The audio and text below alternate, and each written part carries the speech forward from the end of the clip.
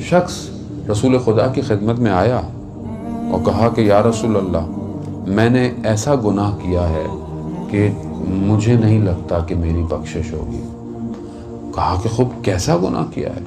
کہتا ہے اسلام قبول کرنے سے پہلے جب میں کافر تھا تو میری بیٹیاں جب ہوتی تھیں اس زمانے میں زندہ دفن کر دیتے تھے۔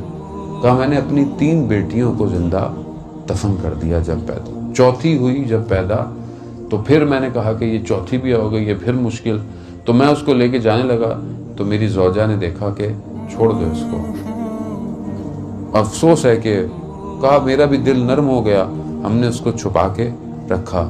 جب وہ 3 سال کی ہوئی تو مجھے ہر وقت یہ گلٹ رہتا تھا، کیونکہ زمانہ ایسا تھا، اس زمانے میں یہ چیز بے عزتی سمجھی جاتی تھی کہ بیٹی جو ہو وہ گھر کے اندر ہو۔ کہتا ہے ایک دن میری زوجہ گئی ہوئی تھی، میں اپنی 3 سالہ بیٹی کو لے کر بیابان چلا گیا اور جا کر مٹی کھودنے لگا۔ وہ بھی یہ سمجھی کہ کھیل رہے ہیں، وہ بھی میرے ساتھ مٹی کو ہٹاتی رہی۔ پھر میں نے اس کو اس کھودی ہوئی جگہ پر رکھا اور مٹی ڈالتا رہا، وہ بھی سمجھی کہ کھیل رہے ہیں، لیکن جب اس نے دیکھا کہ مٹی کا وزن بڑھ گیا ہے تو اس نے گریا شروع کر دیا۔ لیکن میں ڈالتا رہا یہاں تک کہ مٹی اس کے ہونٹوں میں چلی اور اس کی آخری الفاظ